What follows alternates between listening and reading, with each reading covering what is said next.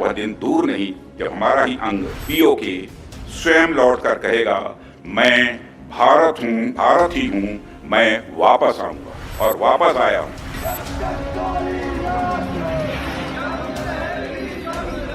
हमने आतंकियों को ऑपरेशन सिंदूर से करारा जवाब दिया है। ना मारे, ना मारे, ना मारा।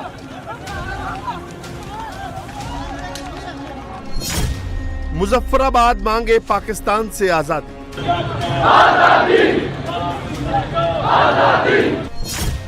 रावलकोट मांगे पाकिस्तान से आजादी।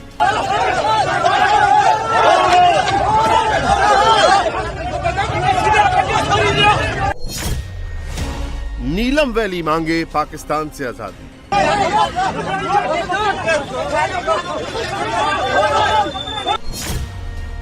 गिलगित बाल्टिस्तान मांगे पाकिस्तान से आजादी। गिलगित बाल्टिस्तान वाले अपने आइंदे। एक मिनट, आपको जाग जाना चाहिए था। लानत भेजता हूँ जियाउल हक के पैदावार। पूरे पीओके में एक ही नारा, एक गूंज, हम पाकिस्तान से लेकर रहेंगे आजादी।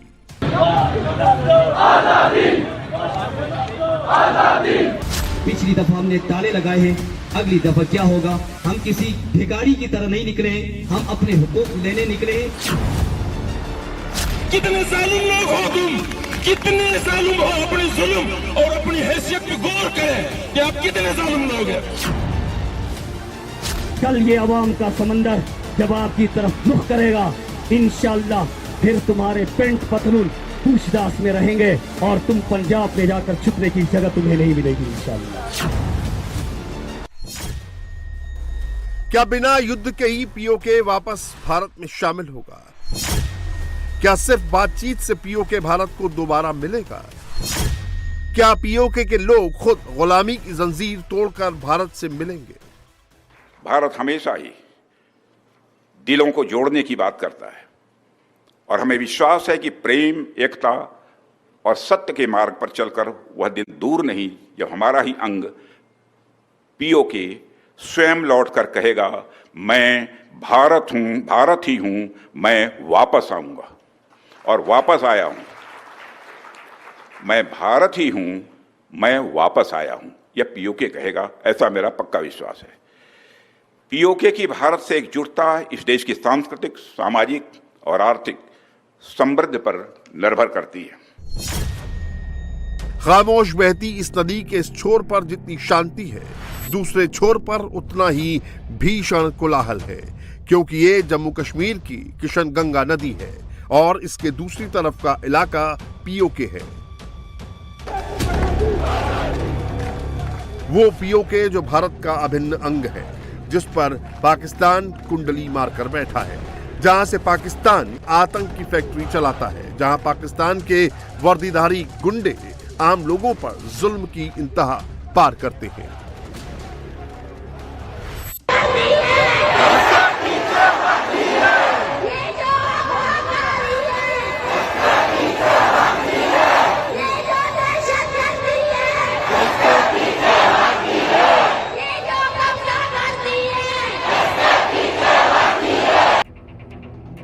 पीओके से पाकिस्तान के हुक्मरान और फौज के जनरल अरबों की कमाई कर रहे हैं, लेकिन यहाँ की आवाज दाने दाने के लिए तरस रही है। आटे और एलपीजी सिलेंडर के लिए मारामारी हो रही है।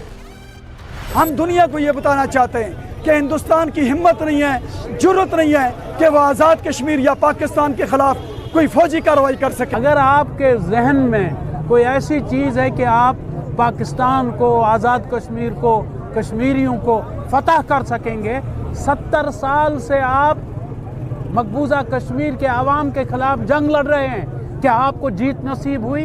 आपने पाकिस्तान के खिलाफ क्या कौन कौन सा महाज नहीं खोला, क्या आपको जीत नसीब हुई? नहीं हुई। जब जंग होगी तो इंशाल्लाह हम अपनी फैमिली सेव कर लेंगे। बैंकर हमने बनाए हुए हैं, इसमें सेव हो जाएंगे। ठीक है, दूसरा हम फौज के साथ हैं, तो हमारी फैमिलियाँ यहाँ सेव हो जाती हैं। हम थोड़ा सा ये जो चादरों वाले मकान हैं इनमें हम सेव नहीं होते, शेलिंग जब होती है फिर इन दीवारों में घुस जाते हैं, तो मोर्चे का ये है कि हम इसमें घुस जाते हैं, शेलिंग वगैरह इसमें नहीं आती, बच्चे सेव हो जाते हैं, हमारी फैमिलियाँ सेव हो जाती हैं। हमें थोड़े बहुत कोई बंकर चाहिए, हमारे बच्चे हैं इधर, बच्चों की हिफाजत के लिए। पहल हम नहीं करेंगे, अगर पहल वो करता है तो उसको ऐसा जवाब मिलेगा कि बच्चा कुर्बान हो जाएगा, लेकिन पाकिस्तान की धरती पे किसी किस्म का कोई आंच नहीं आने देंगे। पीओके में बह रही बदलाव की हवा और पीओके में घुसकर आतंकियों के खिलाफ भारतीय सेना का एक्शन, इन दोनों बातों ने इस्लामाबाद की टेंशन बढ़ा दी है। शहबाज और मुनीर को उसके हाथ से पीओके खिसकता दिखाई दे रहा है। भारत ने भी क्लियर कट मैसेज दे दिया है कि पाकिस्तान से अब सिर्फ आतंकवाद और पीओके के मुद्दे पर ही बात होगी।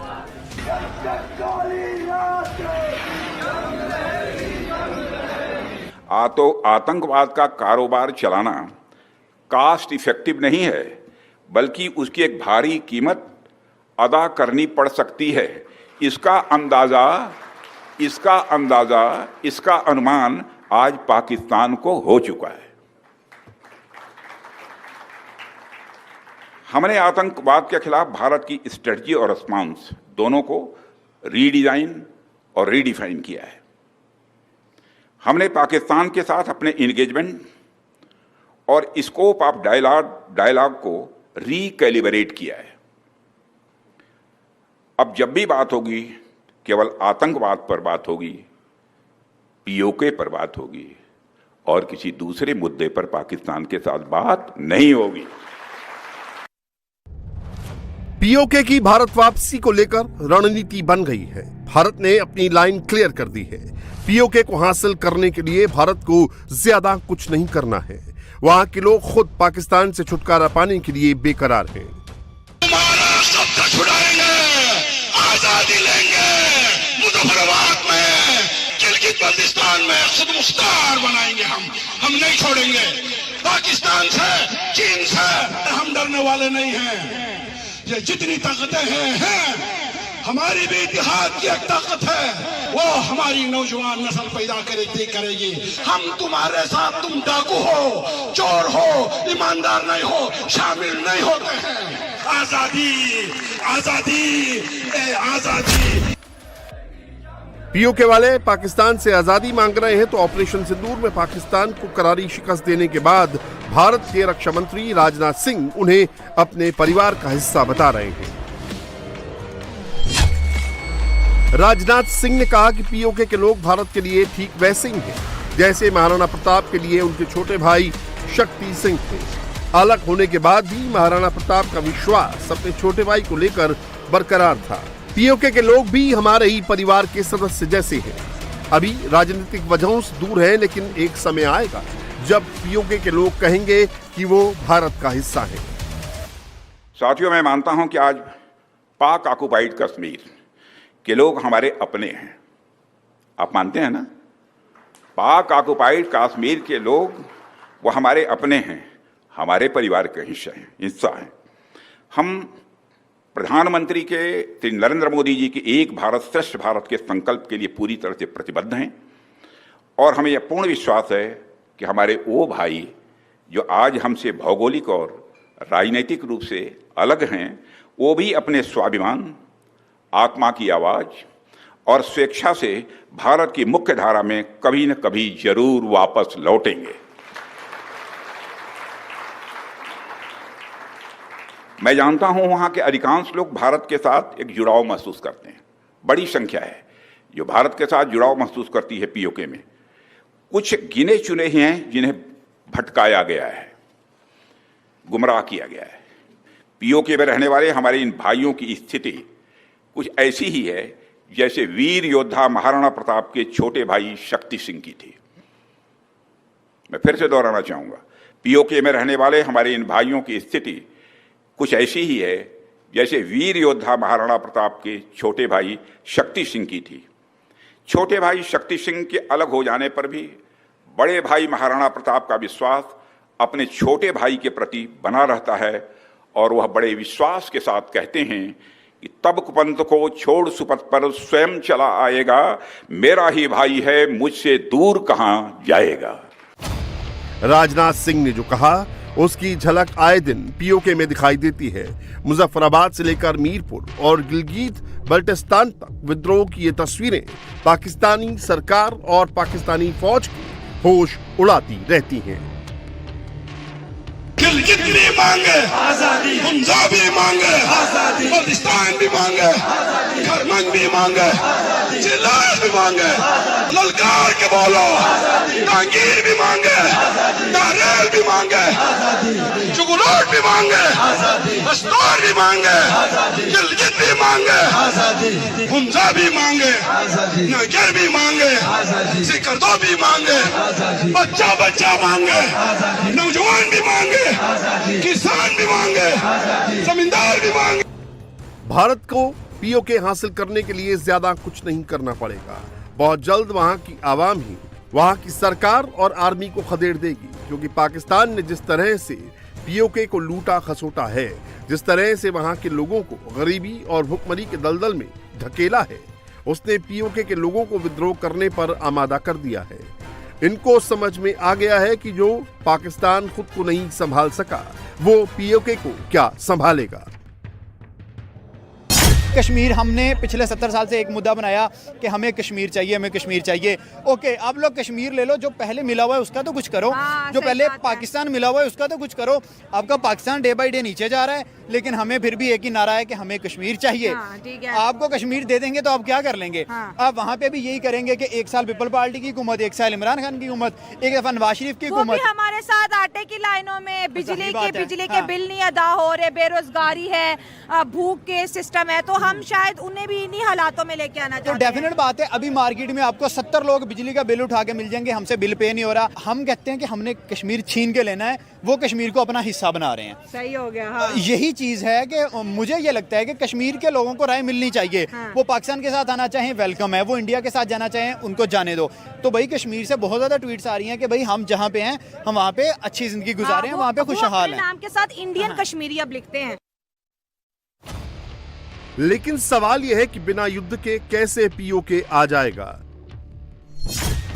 क्या पीओके में बंगाल देश वाला प्रयोग होगा? क्या पीओके के लोग मिलिटेंट रेवोल्यूशन करेंगे? क्या मुक्ति वाहिनी के दर्ज पर पीओके की आवाम हथियार उठाएगी? कि पीओके के अंदर जो चल रहा है इस समय, लास्ट 6 महीने के अंदर बहुत सारे प्रोटेस्ट हुए हैं, चाहे वो गेहूं के ऊपर प्रोटेस्ट हैं, चाहे वो इलेक्ट्रिसिटी पे है, चाहे वो चाइनीज का जो सीपेक प्रोजेक्ट है उसके ऊपर है, या फिर आतंकवाद के ऊपर भी उन्होंने कहा कि आतंकी हमारा एरिया पे क्यों ऑपरेट कर रहे हैं। तो ये जितने भी प्रोटेस्ट वहां हुए हैं वो क्लियर इंडिकेशन है कि वहां की जनता वहां से खुश नहीं है। लेकिन जब तक वो मिलिटेंट एक रेवोल्यूशन शुरू नहीं होता, जैसे कि मुक्ति वाहिनी ने शुरू किया था, और जब आपको याद होगा जनरल जियाउर रहमान जिसने बीएनपी बनाई है, बांग्लादेश नेशनलिस्ट पार्टी बनाई है, उसने मार्च 1971 में फ्लैग जो बांग्लादेश का है वो करते हुए आजादी घोषित कर दी थी। उसी तरीके से ऐसा कुछ एलिमेंट चाहिए। और पाकिस्तान ने बहुत सारे सालों में 1947 के बाद बहुत डेमोग्राफिक चेंज करने की बहुत बड़ी चेष्टा करी और एक मुहिम चलाई उसने, ताकि वो पंजाबियों को लाके वहाँ बसा पाए, ताकि वहाँ का जो अगर यूएन रेजोल्यूशन के हिसाब से अगर राय शुमारी होनी है तो हो सकता है वो जो पंजाबी लेके आएगा वहाँ उनकी वोट पड़ेगी और ये बताया जाएगा कि साहब तो नागरिक क्या हैं, पीओके के नागरिक हैं। मीरपुर, कोटली, पुंछ, राजौरी, ये रावलाकोट, ये जितना इलाका है ये पंजाबी बेल्ट था। तो जो पंजाबी मुसलमान है, जो पंजाब आज के दिन में रूल कर रहा है पाकिस्तान के अंदर, ये वही पंजाबी इन्फ्लुएंस को पीओके के अंदर लेके आया और बरसा रहा है। प्रधानमंत्री नरेंद्र मोदी ने प्लान तैयार कर लिया है कि कब और कैसे पाकिस्तान के हाथों से पीओके को हासिल करना है। पीओके के लोग जिस तरह पाकिस्तान से आजादी पाने के लिए बेकरार हैं, उससे लग रहा है कि ये महज कुछ दिनों की बात है जब पीओके पाकिस्तान के हाथ से निकल जाएगा। ऑपरेशन सिंदूर भी जारी है। भारतीय फौज को आत्मनिर्भर बनाने और एडवांस बनाने का भी काम किया जा रहा है। 5th जनरेशन के फाइटर जेट बनाने पर काम शुरू हो गया है। यानी एक तरफ भारत की अल्ट्रा मॉडर्न फोर्स होगी तो दूसरी तरफ नकली और चीनी माल से तैयार आउटडेटेड पाकिस्तानी आर्मी।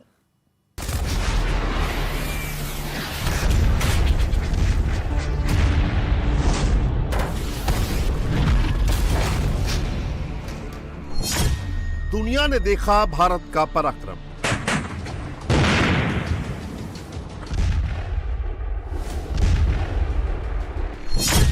दुनिया ने देखा ब्रह्मोस का दम।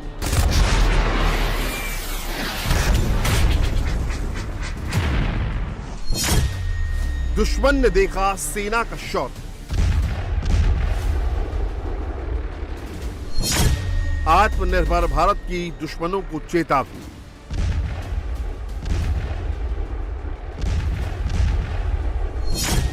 होश में रहो वरना आकाश तीर देगा चीर।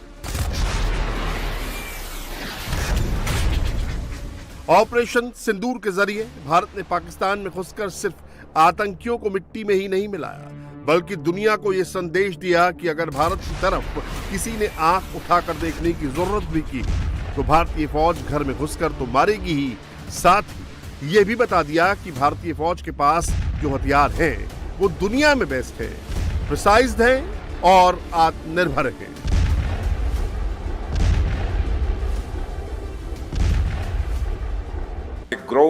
हमारे होम ग्रोन सिस्टम ने आज ऑपरेशन सिंदूर के दौरान पूरी दुनिया को चौंकाते हुए यह साबित कर दिया है कि हम दुश्मन के किसी भी कवच को भेदने की ताकत रखते हैं।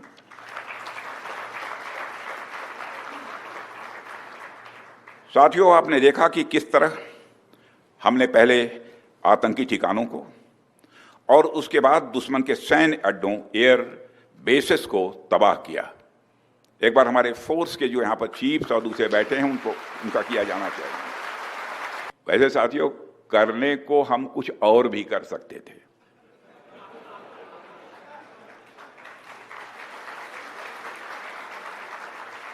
परंतु शक्ति के साथ संयम भी चाहिए।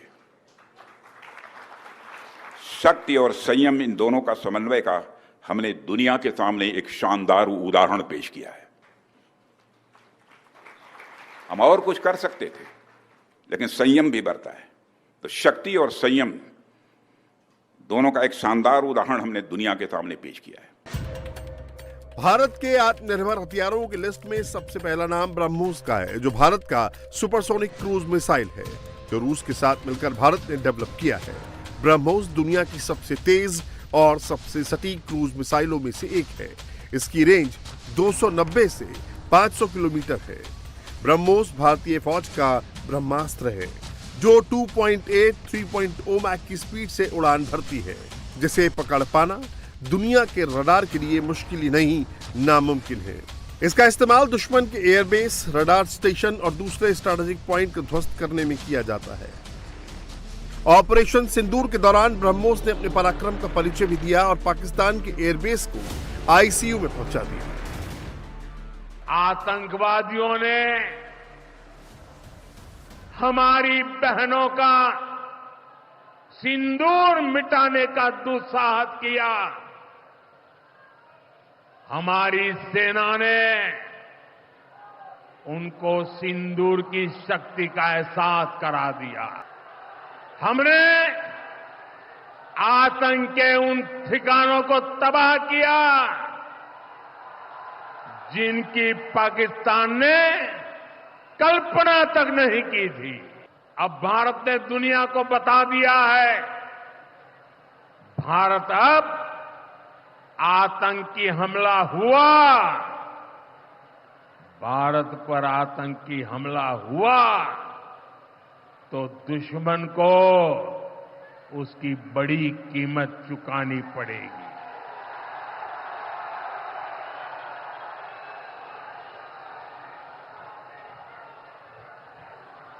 और पाकिस्तान समझ ले, 3 बार घर में घुस करके मारा है तुम्हें। बंगाल टाइगर की इस धरती से 140 करोड़ भारतीयों का ऐलान है। ऑपरेशन सिंदूर अभी खत्म नहीं हुआ है। ब्रह्मोस मिसाइल ने पाकिस्तान के सीने पर घाव किया, तो वहीं आकाशतीर ने पाकिस्तान, चीन और तुर्की को ऐसा घाव दिया जो दशकों तक उसे टीसती रहेगी।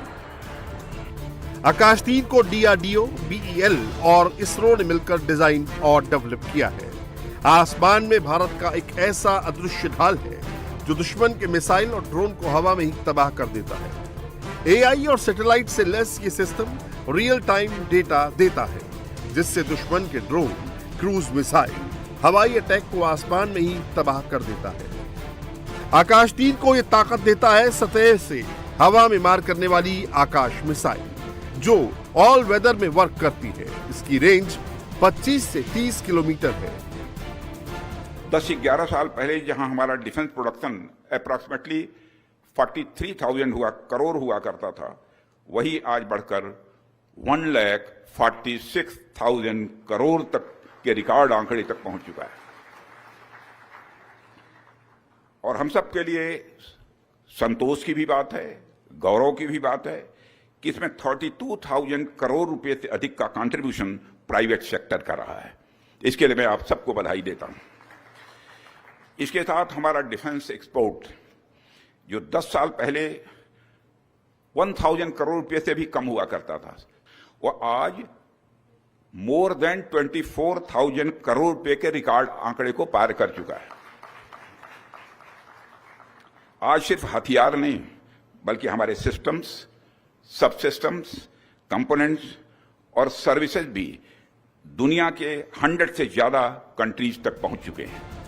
ऑपरेशन सिंदूर के दौरान आकाश टीम ने आसमान में ऐसा चक्रव्यूह रचा कि पाकिस्तान द्वारा दागे गए चीनी और तुर्की के 600 से ज्यादा ड्रोन और मिसाइल आसमान में ही राख हो गए। प्राण जाए पर वचन ना जाए। I am just told today only. I think that is something that we have to do. That एक बारी जो हमने कमिट किया है, फिर मैं अपने आप की भी नहीं सुनता, है ना, वो वाले। भारत सिर्फ हार्ड किल वेपन्स पर ही आत्मनिर्भर नहीं है, बल्कि सॉफ्ट किल वेपन्स के मामले में भी भारत आत्मनिर्भर बनता जा रहा है। भारत के पास रुद्रम-1 है, जो देश का पहला स्वदेशी एंटी रेडिएशन मिसाइल है, जो दुश्मन के रडार के रेडिएशन को रोकता है और उसके डिफेंस सिस्टम को तबाह करने की ताकत रखता है। LOC पर तैनात रुद्रम ने ऑपरेशन सिंदूर के दौरान पाकिस्तान के डिफेंस सिस्टम को रेडिएशन के जरिए ही तबाह कर दिया। There are a lot of opportunities that we have within India, and now also the current situation in the world has made us realize that Atmanirbharta is the only solution. But we have to be now ready to be future ready.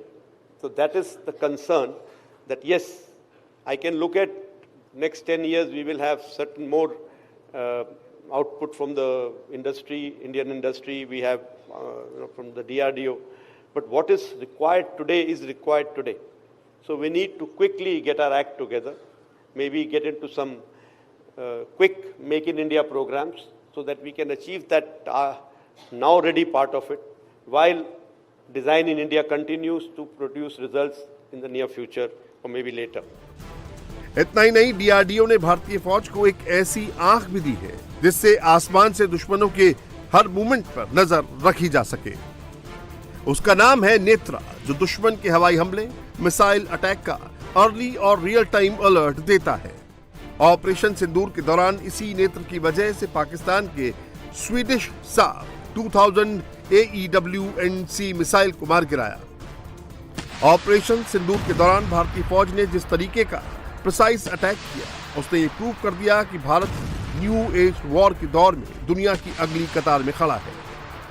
और उसमें ताकत देता है Bharat sky striker और हैरोप जैसे suicide drone, जिसने जहां चाहा पाकिस्तान में वहां जाकर अटैक किया। हैरोप ड्रोन को IAI यानी इजराइल एरोस्पेस और BEL यानी भारत इलेक्ट्रॉनिक्स लिमिटेड दोनों ने मिलकर बनाया। तो वहीं स्काई स्ट्राइकर को एल्बिट JV भारत में डेवलप कर रहा है। ये ड्रोन दुश्मन के मोबाइल रडार, उसके काफिले और दूसरे इंफ्रास्ट्रक्चर को ध्वस्त करने में सक्षम है। इसके अलावा आत्मनिर्भर हथियारों की लिस्ट में D4S काउंटर ड्रोन सिस्टम भी शामिल है।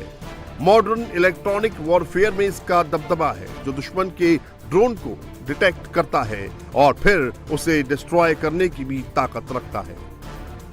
ऑपरेशन सिंदूर के दौरान M777 अल्ट्रा लाइट हवित्जर का भी पराक्रम देखने को मिला, जिसकी मदद से भारतीय सेना ने LOC के पार आतंकी कैंपों को तबाह कर दिया।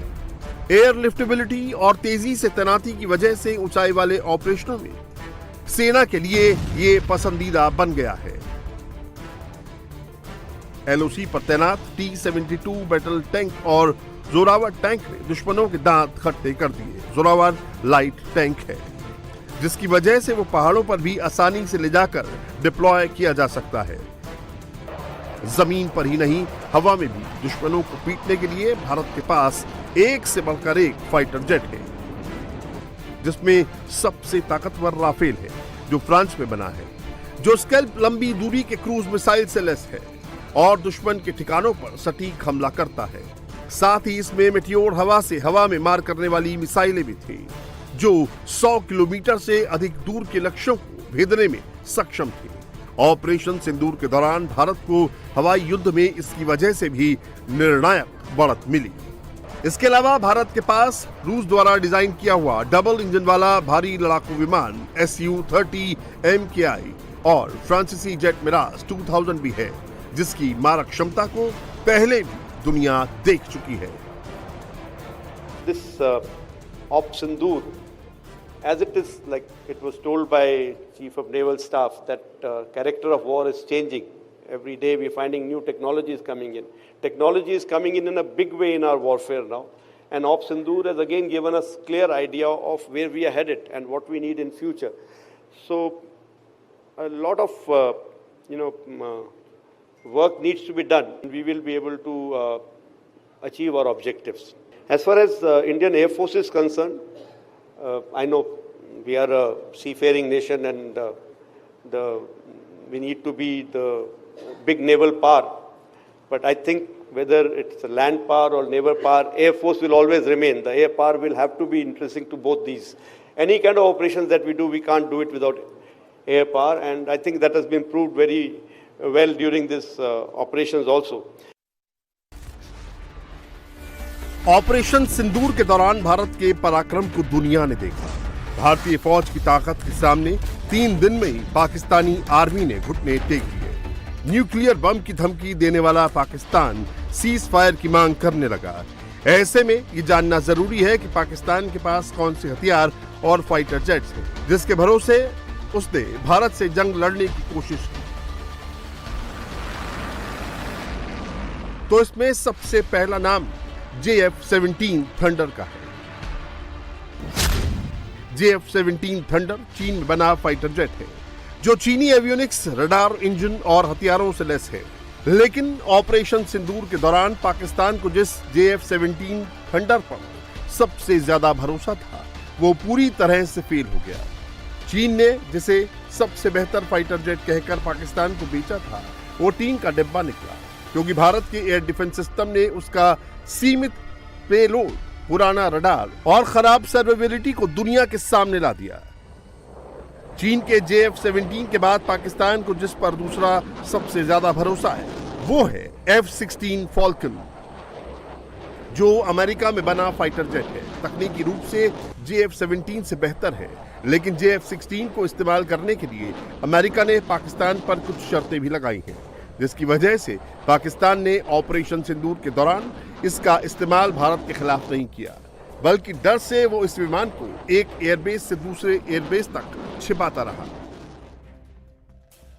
पाकिस्तान को चीनी फाइटर जेट्स और तुर्की के ड्रोन के अलावा जिस पर सबसे ज्यादा भरोसा था, HQ-9 और HQ-16, यानी पाकिस्तान का वो एयर डिफेंस सिस्टम जिसे चीन ने डेवलप करके पाकिस्तान को दिया था, लेकिन ये भी चीन के बाकी सामानों की तरह नकली निकला। चीन ने रूस की S-300 और BUK सिस्टम से नकल कर HQ-9 और HQ-16 बनाया था, और पाकिस्तान ने भी इसे भारत के खिलाफ तैनात किया। लेकिन भारत के ब्रह्मोस और सुसाइड ड्रोन को ये ट्रैक भी नहीं कर पाया। भारत ने जहां चाहा वहां पर अटैक किया। मतलब ये कि भारत के आत्मनिर्भर और मॉडर्न हथियार के सामने पाकिस्तान के चीनी सामान नकली और बेकार निकले।